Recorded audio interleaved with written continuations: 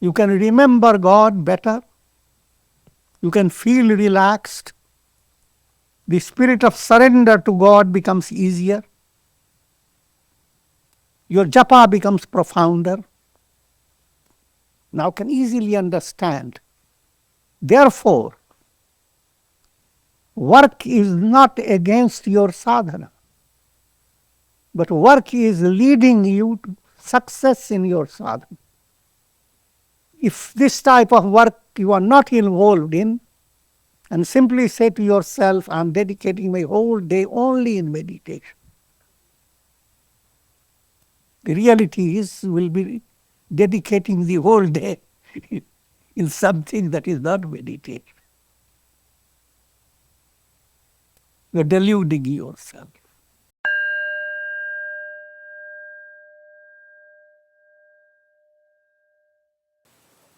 Om Vasudeva Sutam Devam Kalsachanuramardanam Devaki Paramanandam Krishnam Vande Jagadgurum. Om. Adorations to Lord Krishna, the preceptor of the universe, destroyer of the forces of darkness, and bestower of immortality. Srimad Bhagavad Gita, we are commencing 6th chapter, entitled Atma Samyama Yoga. The whole focus now is attainment of Atman. Samyama is done on various objects of the world. Samyama has twofold meaning. One simple meaning is restraint. Atma Sanjam, self-restraint. But in this context, there is this profounder meaning. Profounder meaning is mind is now focused on attaining self-realization. In another context, Samyama means concentration, meditation, and samadhi together. This Raj Yoga terminology. Meditative process begins with focusing the mind. When you are focusing the mind, that's called concentration. When the focused state continues, that's called meditation. And when something beyond your expectation emerges out of your consciousness, when you expand, that's called samadhi. These three together is called samyama. Lord Krishna continues imparting wisdom to Arjuna. In the first verse, Anashritaha karma phalam karyam karma karoti yah sa sannyasi cha yogi cha na niragnir na cha kriya. Lord Krishna said, one who performs actions without depending upon their fruits is indeed a sannyasi and a yogi. Not one who has merely renounced the sacrificial fire and performance of rituals. First simple point to understand. In spiritual movement, first attention is drawn towards ritualistic aspect. How to do your puja, worship. How to kindle fire with a special purpose of pouring oblations, reciting mantras, and all the details. That's what's practice of sacrificial fire and performance of rituals. If you are advancing, this first stage is kindergarten level of spirituality. And you have to outgrow it. Again, to understand in a profounder way, outgrowing doesn't mean that you completely shut out rituals. If you shut it out, then your inner movement stops. Take, for example, you started doing your japa with a mala. Some smart person tells you, japa, when it is done without mala, by the mind, is much higher. You say, all right, I will be, why not? I should be also smart.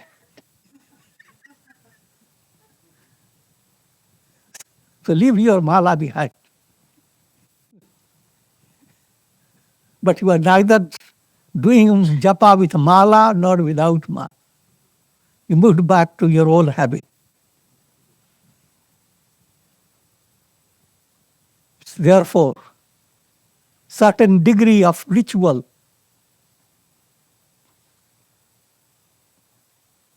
must continue. That you never avoid.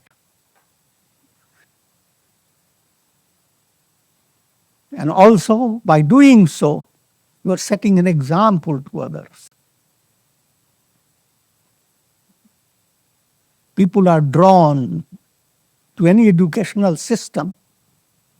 First step in the educational system is kindergarten study. So you have to draw people. And that level of practice becomes your foundation. That you continue. You may not need it, but people around you are influenced by the way you burn your incense, the way you recite the way you wake up at a certain time, go into the temple, sit down, do sankirtans. All that have great impact. But now coming to advanced level,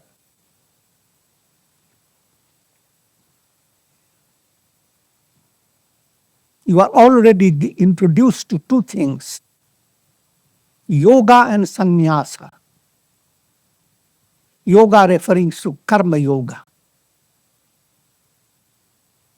Sannyasa, renunciation of action.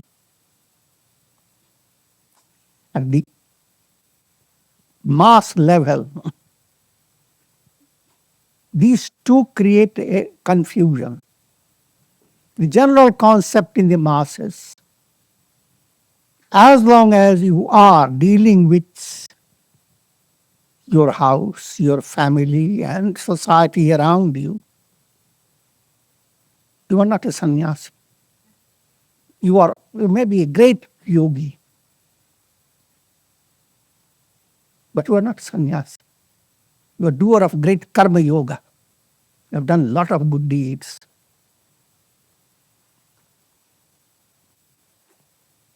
But when you see a person just walking away without telling people, he may tell him later. That has been the custom. Buddha walked away from his palace. Sannyasis walk away, go into an ashram and stay away from family and all previous relations, at least for a while. It's considered 70 years. Pakka.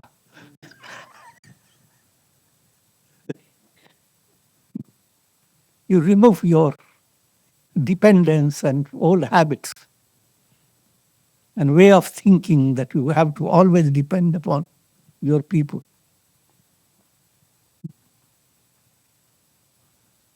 And then people recognize, oh, he is a sannyasi. He has been in an ashram for so many years and is dedicated to meditation and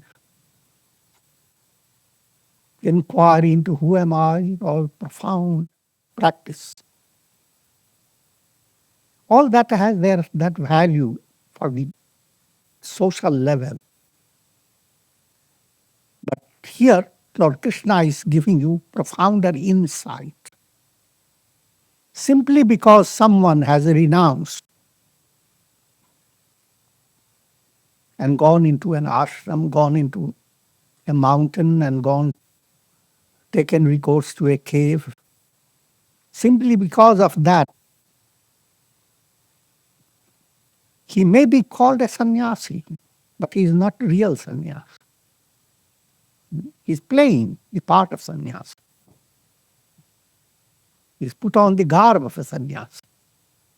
To that extent, you can commend him. At least he has the courage to put it on.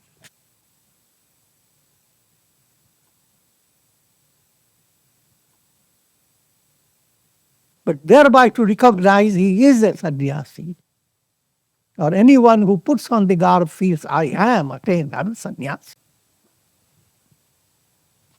That would make his mind is dull. Yoga and sannyasa, they are two major rungs in spiritual ascent. Yoga is the early stage. Yoga means karma yoga. Karma yoga means doing your karma without expecting the fruit. Here again, all these to be understood profoundly. Without expecting means whenever you do a work, 2 points that come to your mind. Rather, for majority of people, only 1 point. When will the work succeed? The project is there, you want to see success. Now, if you are spiritually advancing, you have 2 aspected goal. How can I attain success? 2, and at the same time an inner fulfillment.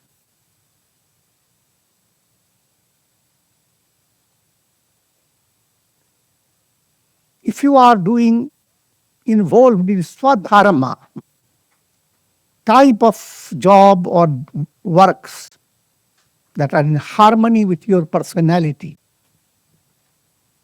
then you follow this process. That is to say, you are expecting that the project in your hand will bring the expected result, will give you great happiness, will bring you more fame, and you will have great benefits. And second point, that you are able to do it wholeheartedly, in a profound way, qualitatively. And thereby you are enriching yourself in a profound way. That's a higher level. Still higher level, mind has become very spiritually sensitive, advanced. Now your mind has only one goal. May my heart become purified. May I come closer to God. Because now you have trust in God. That if I am closer to God and become His instrument, all projects that you can dream of will automatically be perfectly successful. And who cares? Oh, the projects. Projects are God's. This whole creation, whole world. So your total attention is towards purity of heart. then your Swadharma becomes karma yoga. It becomes nishkamya karma. Doing your duty, and now you are doing it not focused, not giving priority to the fruit of action. By fruit implies success of the job. But your priority is purity of heart. And hold back.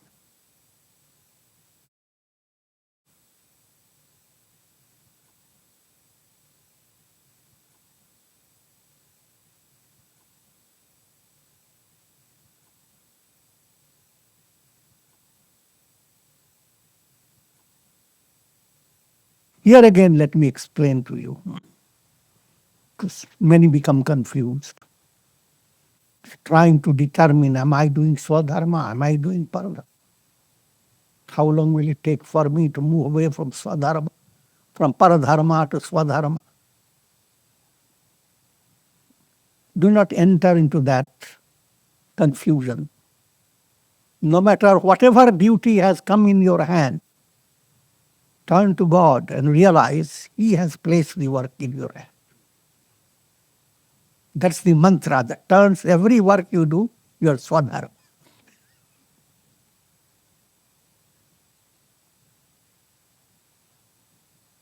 And therefore, now the next point,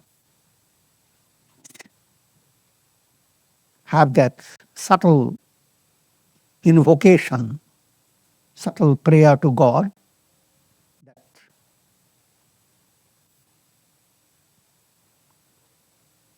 Let me perform this action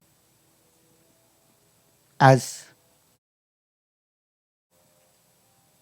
not for my ego's fulfillment. When you pray to God for the sake of satisfying your ego, that prayer is extremely limited. All these are advanced points. You cannot exactly practice it so quickly, but at least you must know. If you are planning to have a trip in the Himalayan mountains, you must at least know where are the big mountains, where is the Mount Everest, and how many things are involved. All that will excite you in your trip. Similarly, you should know all these points, even though you are starting in the early stage. But your starting point will be filled with inspiration. The more you have a deeper, profounder understanding of the higher goals. And again, from another point of view, the more you have a clarity of the higher goal, greater is your qualitative involvement in sadhana.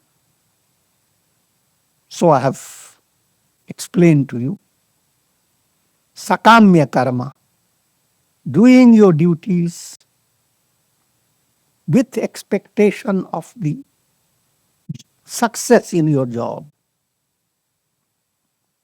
Now you have come to another level. Success in the job is easy. You are doing your duty to secure a heart that gives success all the time, not in just one examination or one challenge. And you are becoming more related to God, trust in God, faith in God. Next point, you realize by performing your duty in an effective way, you are coming closer and closer to God. You can remember God better. You can feel relaxed. The spirit of surrender to God becomes easier. Your japa becomes profounder. Now can easily understand. Therefore, Work is not against your sadhana, but work is leading you to success in your sadhana. If this type of work you are not involved in, and simply say to yourself, I'm dedicating my whole day only in meditation. The reality is, we'll be dedicating the whole day in something that is not meditation. You're deluding yourself. This doesn't mean there are some exceptions to the rule. You celebrate certain sacred days when you do intensive sadhana. That intensive sadhana is perfectly okay. That simply prepares you for becoming more involved in doing your duties in the sense of karma yoga. Another point to understand, if you become karma yogi, you are rendering a greater service to society and to the world. But if you are focused on just doing your work according for your satisfaction, that is of benefit only to your generation. And that's also doubtful. Now, leading you to another way to understand. Karma has three aspects: thought, word, and deed. Works that you do by your hands, works that you do by your body, those works will continue day by day. And their field is limited. If you have a project to manage a house or clean up a house, that cleanliness is wonderful. But that cleanliness project is limited. It's only to a house.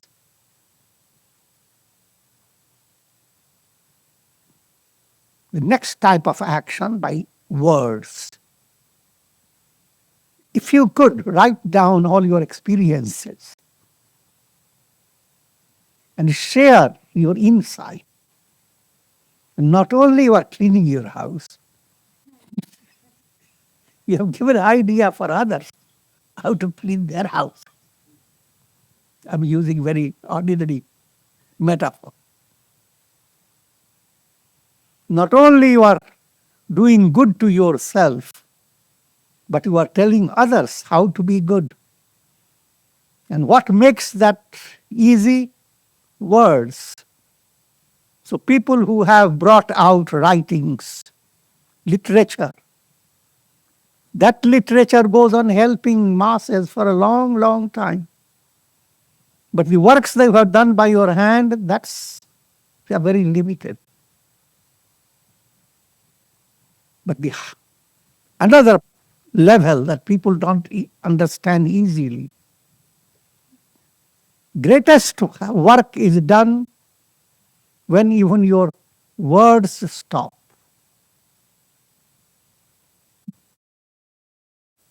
Enlighten your mind so that the thoughts that emanate from your mind, they are like the rays of the sun.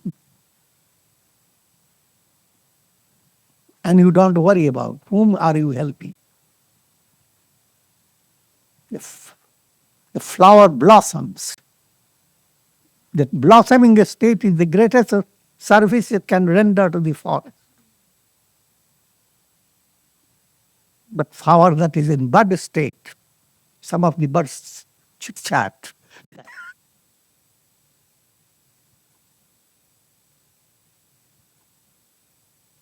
Chit-chatty stage is better. But a process that is in the tree in turmoil, breeze, sun, rain, all that's karma yoga level. hand level. Bud level is speech level. Blossoming is mental silence. So I'll give you various ramifications of involvement in karma. But in order to reach the third level, there must be transition from karma to sannyasa. Sannyasa, real sannyasa. Because only when you are stripped of your ego that your mind can enjoy silence.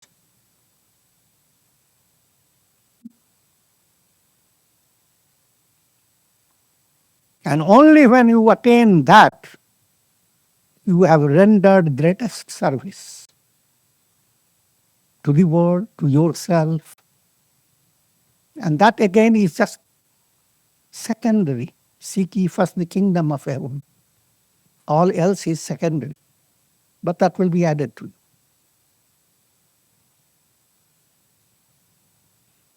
Karma becomes karma yoga when your goal is purity of heart. When you're focused on how can I become free from six impurities: kama, lustful desires, perverted desires; krodha, anger; lobha, greed; moha, infatuation; mada, conceit; matsarya, jealousy. If you find other impurities, they're all included. Six are the major ones. You are living your life of activity. And understand these impurities cannot be removed, no matter how educated you may be. You go into the university where best Vedanta is taught, and you get the big PhD titles, certificates. You put it in your office, broad.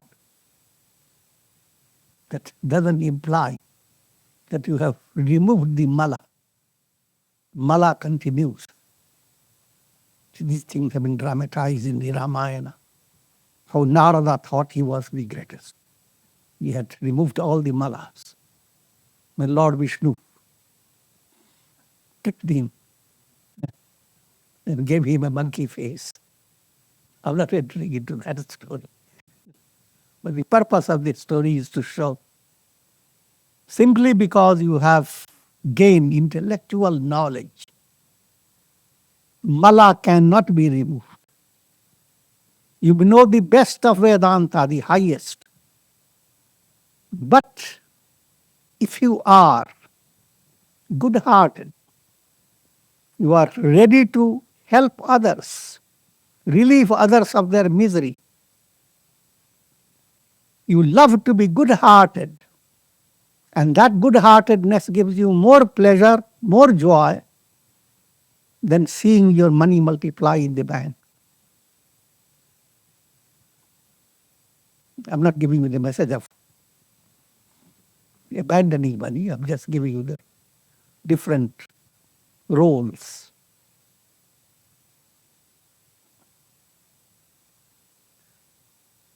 So if you are doing that, that's the benefit. It will lead you to purity of heart. And whatever you studied in the Vedanta now become your reality. What you study is not in vain. But as your heart becomes purified, those great statements, you can digest them. Your digestion is poor, then best of nourishment goes on hurting you. Your digestion is keen, you assimilate it. So all the knowledge that you intellectually you gain is assimilated. put it in a very simple way. Anyone who complains, how can I control my mind? Anger, hate, etc. Answer. Get involved in serving others. Service. Do it with joy.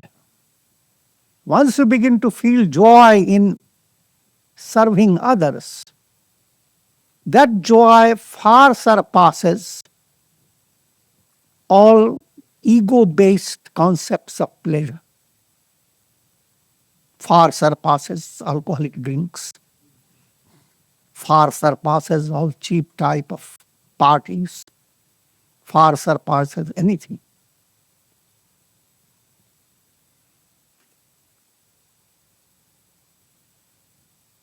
All great saints and sages, that have been their secret. How did they attain that mastery over their mind and that purity of their heart? Because they had the spirit of serving, helping others. And if that spirit continues, you are on the right track. At this level, you are doing karma blended with vikarma. These points have been already taught before in the Gita. Vikarma means different attitudes. How can your karma, your performance of action, how can it become qualitative, precise, prompt, dexterous? The answer is, if you develop the idea, or if you blend with your karmic project, practice of japa, meditation, prayer, worship, surrender to God. These are called different yajnas. If you blend that, your action becomes increasingly karma yoga. The fruit of karma yoga, you are gaining purity of heart. Purity of heart is paving the way for entering into the dimension where thought power becomes the greatest. You're entering you into the dimension of mauna. That's real sannyasa. Renouncing all in a most profound way. The profound renunciation is not possible unless you go through karma yoga process of purifying the heart. So you have two levels. First, purifying the heart, that process called yoga. Having purified the heart, allowing the soul to blossom, to become united with God. Nothing else exists. That's sannyasa.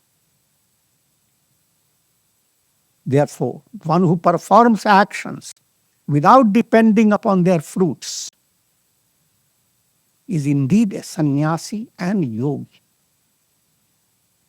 Not one who has merely renounced the sacrificial fire, not one who has merely renounced ritual form of sadhana. Yam sanyasamiti prahu yogam tam vidhi pandava natya sanyasta sankalpo yogi bhavati kaschana. These points are further elaborated. O Arjuna, whatever the scriptures say about sannyasa, the same applies also to yoga. Because without renouncing the fruits of actions, no one can become a yogi. It is just like looking at a mango tree. Someone is interested in mango blossoms.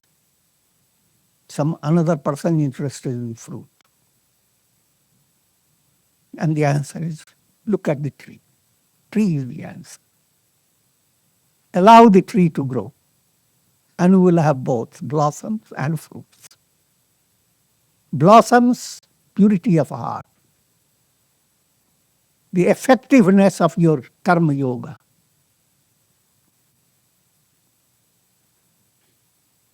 Your role in uplifting people, helping people, shining as a performer of great deeds, that becomes possible. But then, from blossoming state, don't stay there just blossoming. Fruit. Fruit level is sannyasa. Allegorical. Nobody will eat you up.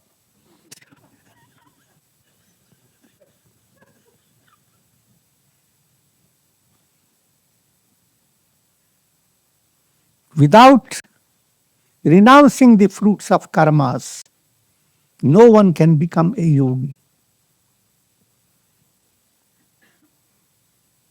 So renunciation of fruits makes the action karma yoga. Same renunciation comes to blossoming fruit state. That's what is known as sannyasa in a profound way. Arurukshor muner yogam karma karanam uchyate yoga rudhasya tasyaiva Shama karanam uchyate. For the Muni, term Muni relates to mauna. It relates to silence. It relates to practice of profound meditation, samadhi. And that's the highlight of practicing sannyasa. But anyone who has started the spiritual movement for attaining that is also known as Muni. Muni who is ascending the yogic ladder.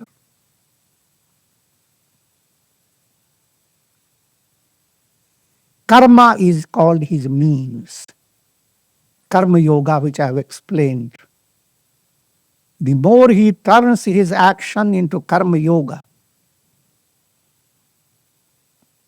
greater is his success as he ascends. But when he has come to a higher level, he has ascended, then moving into a profounder dimension, Shama is the means. Shama means serenity. First focus for your spiritual ascent is turn your karma into karma, add vikarma to your karma, and thereby turn your karma into karma yoga. When you have matured in this level, shift your angle from vikarmas to one simple point, allowing the mind to have a sense of being supported by God in such a way, serenity becomes perpetual in your mind. A child that is in the arms of the mother has a constant feeling of support. In the same way, you come to a height in the spiritual movement, your faith that you are sustained by God, and your subtle insight that you are being led to God realization, that becomes so firm that your mind just remains. Now the mantra for your mind, serenity. Not to be shaken by pleasure, pain, gain and loss. Samatvam, serenity, Shama. This is elaborated in the Yoga Vasishtha by 4 gates to liberation. Here, out of the 4 gates, one important gate is Shama, the most important, serenity. And that ideal has been presented in Hindu scriptures. And the most ideal one is Rama himself. His Maryada Purushottam, his incarnation has been presented to humanity as an ideal of conduct. And what's the ideal? Prasannatam yanagata abhishekata tathana mamle banavasadukata. When his father gives him the throne, you are going to be coronated. And he shows no special elation in his face. He remains quiet. Say to the sun, you shine bright. The sun shines bright. Say this to the sun, you cruel one, you dazzle my eyes. Well, the sun shines.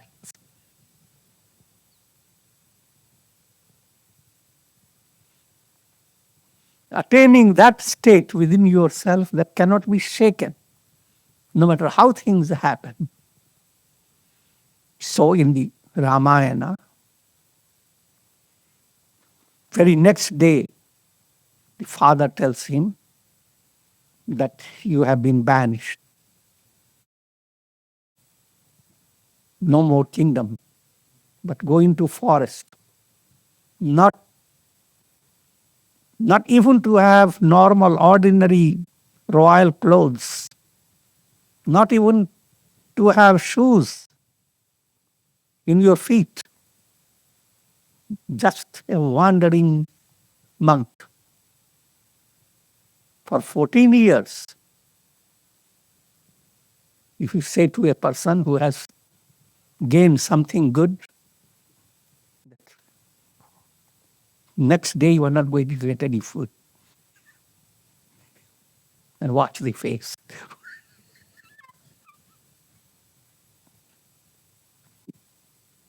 But here he is told he's not going to get anything for 14 years. And his face shines. What's the secret behind it? Secret behind it is you are of profound insight and trust that you are sustained by God. So therefore, no matter how things happen, if the clouds were to say to the sky, tomorrow we are coming to create a great party and we will dance and have a lot of music throughout the night. And the very next day, the clouds say, no. The popular decision is that we should just stay away or become involved with hurricanes, lightning flashes, thunderbolts, and look at the sky.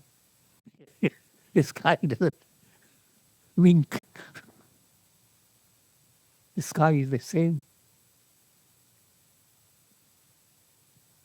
Having the same attitude to hold the clouds, give a space to them. This is very profound, allegorical idea presented. And that movement towards attaining that's that quality called Shama. You don't attain it in one single day. But even if you attain it through years of practice, you are moving in the right direction. But when that goal moves away from you, then you have nothing to live for. But if you have become deeply involved with Shama, then you are attaining real sannyasa. It is for that attainment people take the religious order. If that attainment has not become possible, then just external sannyasa means nothing. On the other hand, people who have not taken a religious order and have attained that attainment is not dependent upon your order, what order you choose. King Janaka had attained it even while he was a great king. Just to give you a simple sample. Goal, therefore, is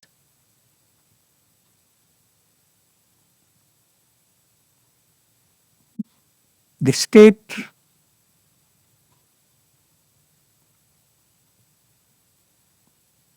of enlightenment led by Shama, serenity. Karma is the means. How to do your duties. The moment you begin to advance, how much equanimity you can hold within yourself. That becomes your higher step. So one leads to two leads to the ultimate goal. Arudukshormune yogam karma karana uchyate yoga rudhasya tasyaiva shamaha karana uchyate. For the Muni who is devoted to meditation, who is ascending the yogic ladder, karma is the means. Karma, as I explained, karma that purifies the heart. While for one who has ascended the ladder, Shama is the means. When Shama becomes the means, that doesn't mean that karma has dropped. Your focus has come to a higher level. Karma becomes automatically much more qualitative. But your focus is only on Shama. It's just like you have gone through a long distance and now come to airport and you have to go certain heights. You go into a elevator and there all that you need to push the button. Shama is needed. Shama is pushing the button.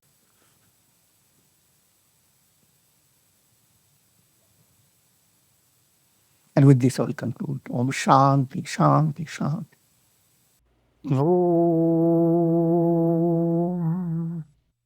Purnamadaha Purnamidam Purnat Purnamudachyate Purnasya Purnamadaya Purnamevavashishyate. Om Shanti, Shanti, Shanti.